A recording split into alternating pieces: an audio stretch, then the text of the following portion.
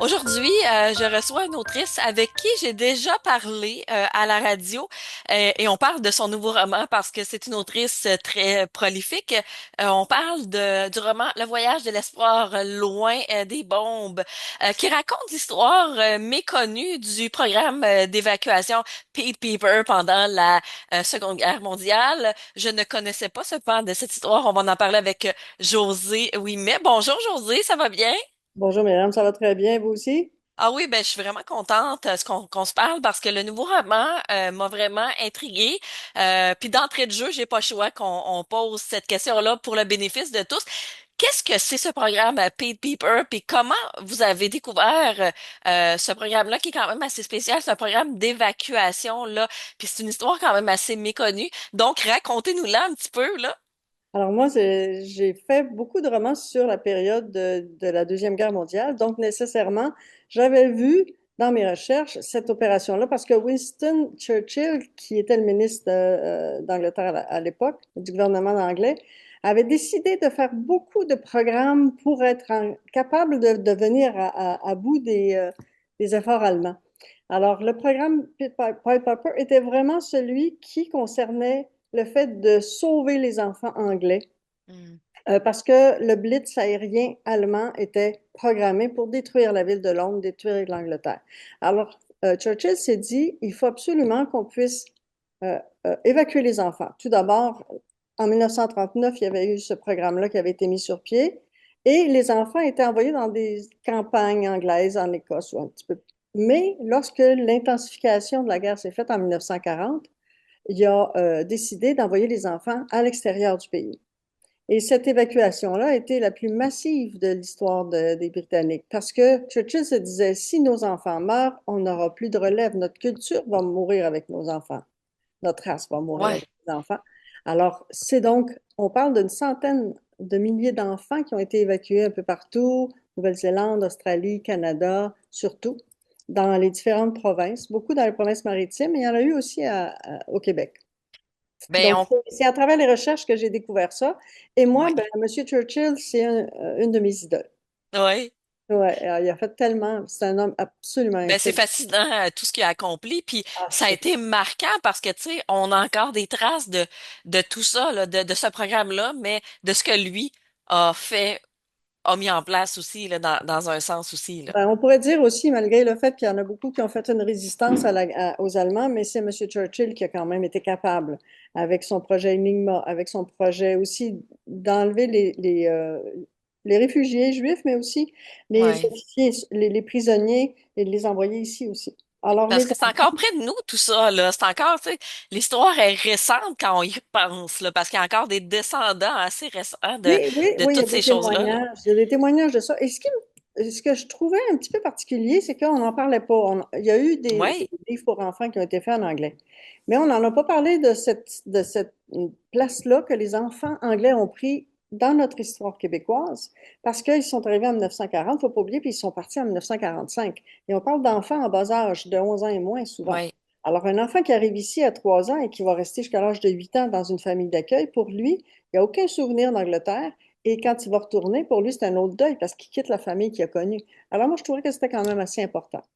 Ben, ça l'est. Puis, tu sais, vous avez fait beaucoup de recherches, un peu comme tous les autres romans là, que vous faites. Mais Ouais, qu'est-ce qui vous a le plus frappé dans vos recherches quand vous êtes intéressé à ce sujet-là, là? c'est la solidarité. La solidarité du peuple anglais, mais aussi la présence féminine. OK? On on se targuait pas de dire, ah, les femmes, c'est des inférieurs, ils nous aideront pas. Tout le monde était mis à contribution. Les Anglais, je pense qu'ils ont été une force quand même économique et géopolitique importante parce que tout le monde se prêtait au jeu. On parle, pendant la guerre, les femmes étaient dans l'armée.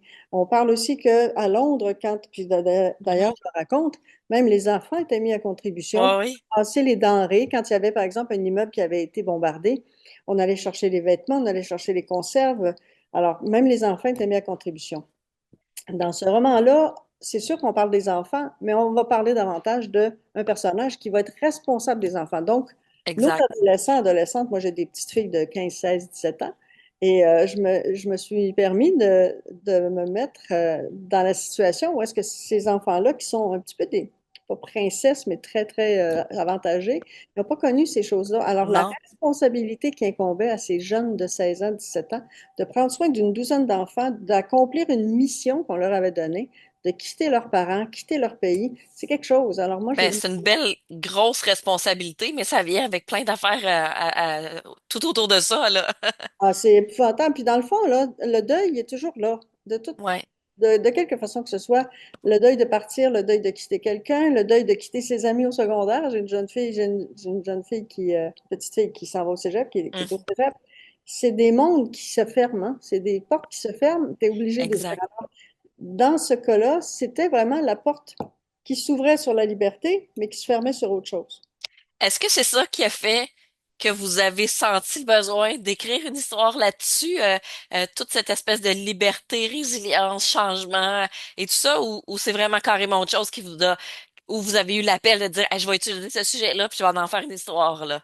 Ah, c'est sûr et certain que j'avais deux ou trois projets que j'avais présentés à la maison d'édition Tubise, et entre autres, il y avait un projet qui a été mis un petit peu à l'écart parce qu'il y avait déjà une période, il y avait déjà un autre auteur qui avait pris cette période-là OK. historique, mais elle va revenir, là. Le prochain, c'est celui-là.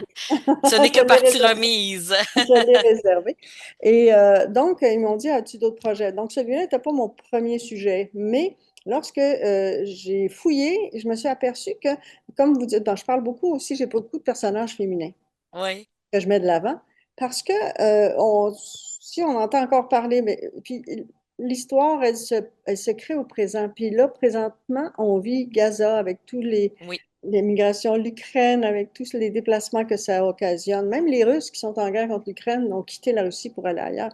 Alors, cette vague migratoire-là crée toujours nécessairement un métissage, une espèce de parce qu'on est très ethnocentrique à un moment donné quand il y a trop d'immigration qui arrive, mais il ne faut pas oublier que ces gens-là apportent aussi avec eux dans leur bagage quelque chose de très important à nous apprendre. Alors Mais ils moi, apportent leur histoire, mais ça se mélange à la nôtre, donc ça recrée une histoire dans ça un sens, là, recrée une tu autre sais. histoire. Le présent recrée une histoire. Alors, Oui. ces jeunes femmes-là, parce que la plupart c'était des femmes qui accompagnaient les enfants, ces jeunes femmes-là qui devaient tout quitter, autant les amours, les parents, les ci, les ça. Alors oui, cette résilience des femmes, oui, ces femmes encore aujourd'hui qui portent à bout de bras nécessairement l'éducation des enfants, même si tout est effondré, même si la guerre est là, les femmes, les femmes sont souvent celles qui reconstruisent. C'est beau, j'aime ça comment vous le dites. Comme ça, je trouve que c'est super inspirant malgré tout, là. Mais il faut savoir d'où on vient pour savoir d'où on va aussi, là. Tu sais, c'est la base même de l'histoire. Mais comment on trouve la bonne façon? Puis c'est la question que je me suis posée à travers des projets comme ça, mais des histoires comme ça. Comment on trouve la bonne façon de raconter une période clé, une période quand même pas facile, mais à travers des personnages? Tu sais, il y a sûrement des bonnes manières d'amener ça, là. C'est une très, très bonne question. D'abord et avant tout, il ne faut pas oublier que là, on tricote quelque chose avec deux laines différentes. Alors, le schéma narratif, c'est toujours l'histoire, l'histoire, la vraie histoire. Donc, on suit, moi, en tout cas, je ne parle pas moi, pas pour les autres, mais je choisis une période donnée, pas très longue. Alors, entre 1939 et 1945, qu'est-ce qui s'est passé? L'opération se situait dans cette période-là. Mhm. Tout ce qui est historique, véridique, authentique est sur une ligne. C'est comme si on faisait un montage, finalement. Ouais. Et la fiction, c'est que je prends un personnage méconnu, inconnu, il est fictif, mais il s'insère très bien dans ce schéma narratif-là. Alors, par le nom, par la façon qu'elle s'habille, par ses mœurs, ses coutumes, etc. Alors, on travaille le schéma narratif et s'insère là-dedans tout le schéma actentiel dans le fond, je De ce tricote avec deux personnage. laines. Oui, c'est ça. Ouais, c'est Donc, ça. la fiction doit être, parce que la commande, elle est là, il faut que je fasse un roman d'amour, Ouais, d'abord. Alors, le roman d'amour qui s'insère dans un schéma historique, c'est vraiment le c'est moyen fascinant. d'aller. Ouais. C'est vraiment fascinant. Puis à ce moment-là, est-ce qu'on peut prendre quelques libertés pour transformer les faits réels comme c'est une fiction ou vous y allez vraiment, je vais le dire comme ça, safe, là, vous y allez Ouais, safe avec. je vais très safe. C'est parce que oui, il y Ouais. a des historiens qui ont fait le travail avant moi, puis que je veux leur rendre hommage aussi, parce qu'on n'est pas là pour changer l'histoire, on est là pour la raconter, on est là pour la donner.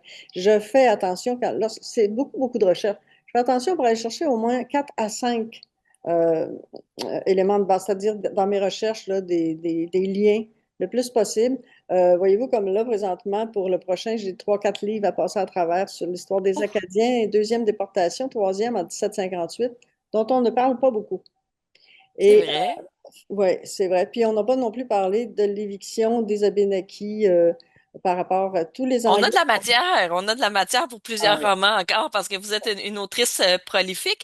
Mais puis là, on a parlé, j'aime bien ça décortiquer ça là, parce que ça m'inspire beaucoup là, ce que Allez-y. vous faites, mais est-ce qu'il y a quelque chose qui a influencé le ton, l'émotion que vous avez voulu donner à cette nouvelle histoire qu'on peut raconter là, brièvement pour pas, tu sais, j'ai toujours peur de dévoiler des punchs, mais y a-t-il quelque chose qui a influencé vraiment le ton et l'émotion qu'on veut y donner là-dedans à ce qui arrive au personnage là? Oui, le ton, c'est davantage, c'est bon, c'est la jeune fille qui, malgré le fait qu'elle rêve à un amour, bon, etc., là, tout comme toutes les jeunes filles, doit se résigner à accomplir une mission dans un cadre historique donné qui est bien important. Ce que je voulais montrer surtout, c'était que le, la solidarité aussi, le fait de prendre en charge, d'avoir Ouais. dans son âme et conscience une raison de se sentir utile. Il ne faut pas oublier non plus que si on est en 1940, la jeune fille, elle ne peut pas penser comme aujourd'hui. Non, non, non, les filles, Mais c'était pas le même contexte, là. Ouais. et les émotions sont quand même les mêmes. Je veux dire, tu as 16 ans, que t'as eu 16 ans. Puis, tu vois, moi, j'ai eu une grand-mère qui, a 15 ans, elle avait déjà deux enfants, elle était mariée depuis 14 ans. Donc, autre temps, autre mœurs. Mais il faut nécessairement toujours avoir le filon de dire c'est un récit humain dans un élément historique. Et si j'avais à écrire de la science-fiction, il faudrait que j'ai encore des éléments humains dans une série fictive. Tu Et, comprends? Il faut toujours essayer de conserver cette crédibilité. ouais. Qu'est-ce qui va Mais arriver à cette jeune fille-là, outre le fait qu'elle s'occupe de jeunes, qu'elle doit faire preuve de résilience et tout ça, euh, pourquoi on doit suivre son histoire? ben, c'est la première fois que je m'amuse aussi à suivre un personnage tout le long, parce C'est ça, hein? qu'habituellement, je travaille en tableau avec différents personnages. Alors, Edith Reeves, qui a 16 ans, elle, pourquoi on s'imprègne de son histoire? C'est parce que j'ai décidé, c'est rare qu'on le fait, mais dans ce premier tome-là, on est dans ses souliers, puis on vit les bombardements, les sirènes qui hurlent, on est dans les métros, dans les abris antiaériens, et on vit ce qu'elle vit. Et j'essaie pourquoi on va la suivre, parce que c'est une jeune fille qui ne cherche pas à se mettre de l'avant. C'est une femme au service d'eux, comme la plupart des filles ou des femmes. Et c'est par cette force-là que les femmes ont continué toujours Ouais. là je m'en vais peut-être dans des éléments un petit peu plus philosophiques, mais donc Edith Reeves, elle a promis à ses parents de prendre soin de son frère Édouard. Parce qu'il ne faut pas oublier que les fils dans les familles étaient souvent porteurs de toute la pérennité de la famille. Exact. Alors, elle va prendre soin de ça. Mais une fois rendue de l'autre côté de l'océan, elle va s'apercevoir que la vie est différente. C'est aussi de sortir un personnage de son milieu pour qu'il soit confronté avec ses propres balises, ses Ouais. propres critères. Alors, Edith va donc vivre à Londres ce qu'elle a à vivre. Il y a des moments difficiles pour elle. Oups là, j'en ai perdu une. Il y a des moments difficiles pour elle, mais il y a aussi le fait qu'elle est en paix avec sa conscience. Elle est en paix avec sa conscience, puis nous, ça nous parle beaucoup parce que, tu sais, il y a plein de rebondissements là-dedans, puis il arrive plein de choses, puis on s'attache vraiment vite à cette jeune fille-là. Et il y a chaque projet qui nourrit l'artiste aussi, ça c'est important. Vous, vous en avez eu plusieurs des projets, vous en avez encore, puis c'est ça qui est intéressant avec vous. Qu'est-ce que cette nouvelle histoire vous aura apporté à vous comme autrice, malgré le fait que vous avez beaucoup d'expérience, là, parce que il y a toujours un petit quelque chose qu'on va chercher dans chaque projet, là. Il y a toujours l'histoire nouvelle, il y a toujours les recherches, il y a toujours le fait d'approfondir un sujet. Mais c'est une bonne question encore là. Vous me prenez avec des bonnes questions. C'est rare qu'on me les pose celle-là. Mais c'est le défi de l'écriture, à savoir est-ce que je reste dans le même pattern, le même format que je fais habituellement, ou si j'y vais, parce que je n'ai pas encore écrit au jeu. Moi, j'ai toujours un témoin narratif, un témoin un peu Mhm. absent. Mais dans celui-là, j'ai voulu aller chercher un peu plus d'intention, un peu plus d'émotion en me mettant à la place d'eux. Et je ne l'avais pas vraiment fait, puis même ça a ouvert la porte à un autre que je vais écrire, mais qui est plus contemporain. Vous avez aimé ça, aborder ça, Ben, ce moi, style de cette façon. oui, c'est le défi d'écriture. C'est pour ça que j'ai écrit autant pour les enfants de 6 ans, premier lecteur, que j'ai fait Oui, du texte pédagogique. Là, le roman historique, c'est sûr que là, c'est mon neuvième ou dixième là, pour les adultes, mais avant, j'ai beaucoup écrit l'historique pour les jeunes. J'en suis à mon 72e livre, et puis ça fait que j'ai besoin, moi, d'avoir des challenges à relever aussi, des on défis à comprend relever. ça, on le comprend. Puis c'est bon pour nous aussi parce que vous arrivez toujours à nous surprendre avec des nouvelles, des nouveaux sujets, des nouvelles histoires, une nouvelle forme et tout. Puis c'est ça qui m'a surprise un peu aussi. Et ben on le dit, là, vous avez une belle carrière, des beaux romans, des beaux livres aussi pour les jeunes et tout ça. Depuis quoi, 1995, je Oui, me trompe pas. ben ça Euh, fait 30 ans cette année. Ça va faire 30 ans, oui. qu'est-ce qui vous motive à continuer d'écrire année après année? Le plaisir, madame. Oui, hein? Mais ça se ressent. Ben, j'étais une boulimique de lecture, moi, quand j'étais jeune. Je m'ennuyais beaucoup à la maison à Saint-Pie, dans mon petit village natal et tout ça. Et c'était la seule façon que j'avais de m'évader, c'était ça. Puis je peux vous dire qu'en 2020, j'ai écrit beaucoup. 2020, 2021, là, quand on a eu cette pandémie-là, c'est sûr que là, j'en ai sorti beaucoup parce que c'est une manière de voyager, le livre. C'est une manière. En tant que Ouais. lectrice, moi, je voyageais beaucoup. En tant qu'autrice, je voyage encore beaucoup. Mais je suis une insatiable curieuse. Moi, je lis beaucoup, beaucoup. Puis tout ce qui s'est passé avant, je trouve que ça donne des réponses à ce qui se passe aujourd'hui. Ben oui, c'est sûr. Puis on est capable de s'ajuster. Des fois, on n'apprend peut-être pas du passé, mais au moins dans vos livres, on peut se réconforter. Il y a Ouais. toujours une petite lumière d'espoir aussi. Puis tu sais, des fois, c'est un défi de transformer tout ce qu'on on lit en fait pour en raconter une nouvelle histoire. C'est encore un défi de toujours trouver la bonne façon pour bien raconter l'histoire, j'imagine. L'histoire, ça, elle se fait quand même elle-même par le roman historique, là, par les Ouais, éléments ouais, historiques. La mais la fiction, trame narrative, en fait. mais la trame narrative, elle est super intéressante, surtout quand on est en deuxième écriture. Parce que moi, Ouais, il y a toujours le squelette que je fais. OK, donc on installe fiche identitaire du personnage, un peu de backstory, etc. On travaille l'intrigue, mais ce qui est le plus le fun, ce que j'adore faire, c'est de peaufiner. Alors, je me mets de la musique qui est très inspirante et là, je m'en vais créer de l'ambiance. oh, Alors, j'aime ça. avec les émotions, avec qu'est-ce qui se passe, bon, comment va tomber la neige? Hein, on en a. Non, mais c'est vrai, il faut la décrire. Comment les oiseaux, par exemple, qui vont chamailler. Moi, j'ai des moineaux ici, là, ça chamaille, puis bon. Ne serait-ce que les émotions, donc tout ce qui passe par les sens, là, qu'est-ce qu'on voit, qu'est-ce qu'on sent, qu'est-ce qu'on entend. Et ça, c'est le plus beau.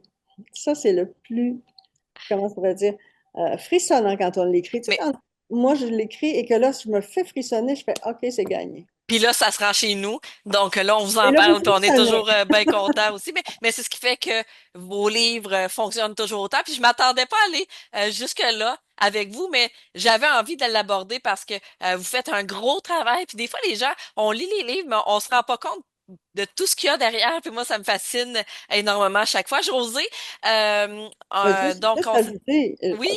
on parle de 10 à 15 relectures, hein, Hey, c'est fou, là. C'est quelque pour un chose. On s'y roman. perd pas dans l'histoire comme ça à un moment donné. 15 relectures, facile, facile, facile. Mais en tout cas, c'est très bien peaufiné, c'est très bien écrit. On s'est déjà jasé de l'inconnu du presbytère il y a quelques années. La plupart de vos romans sont publiés sur Tubize. C'est une belle collaboration qui se poursuit encore. Ça, c'est magnifique. Avec Jacinthe Moffett et tout ça, là, l'éditrice, non, on s'entend très bien. J'avais eu aussi Michel Rudel-Tessier parce que je voulais avoir un point de vue un peu plus masculin parce que c'est le fun Oui. d'écrire entre filles, mais des fois, les gars font non, c'est pas comme ça parce qu'il y a des personnages masculins aussi qu'on doit cerner. Mais c'est un travail, oui, puis on est très bien encadré, tout comme je l'étais chez Isatis aussi. Non, c'est Aussi. un mariage de vision. Non, c'est une belle équipe. Et c'est un mariage avec les lecteurs parce que les gens vous aiment beaucoup. Le voyage de l'espoir, de l'espoir, oui, je vais le dire comme il faut, loin des bombes. J'ai appris que c'était le tome 1, donc il y aura une suite. Oui, le tome 2 sort le 19 février, donc les lecteurs, lectrices attendront pas très longtemps. Tout est déjà terminé, alors il y aurait juste à l'envoyer à l'imprimerie, je crois. Ça a été écrit quand? Parce que pour nous donner un rythme de comment vous travaillez, ça a été écrit quand, ça? Le Le tome 1, tome 1 et 2? je l'avais terminé en décembre 2024 et le tome 2 en juin 2025. OK, aussi rapide que ça. Oui, OK. oui, oui, c'est un 2-3 mois. Ben, on se reparlera peut-être pour le tome 2, mais en attendant, on va lire le tome 1. C'est le temps des fêtes qui arrive, le voyage de l'espoir. C'est parfait pour se plonger. Tu sais, les congés du temps des fêtes s'en viennent là, avec un petit café le matin, quelque chose comme ça. Là, Oui, moi, je vois très bien ça. bien enveloppé parce qu'il fait froid. Oui, bien enveloppé parce qu'il fait froid. José, oui, mais c'est toujours un plaisir de vous jaser ça et j'ai envie de vous dire merci. Vous êtes sur les réseaux sociaux si les gens ont envie de vous écrire parce que j'ai l'impression que les gens ont vraiment Oui, envie de j'ai vous j'ai un site donner du web. feedback. Bien sûr, j'ai un site web avec mon adresse courriel là, qui peuvent m'écrire, il n'y a pas de souci. Ils ont juste à regarder joséguimetauteur.com. Exactement. Ben José, c'est un plaisir. Je vous souhaite un bon temps des fêtes et félicitations pour le premier de cette série. Le tome 2 arrive tout de suite après les fêtes. On n'aura pas trop de temps d'attendre et Non, c'est très publié chez Urtubise. Puis vous avez plein d'autres romans. Moi, je les recommande fortement aux gens. Merci beaucoup, Marianne. Merci.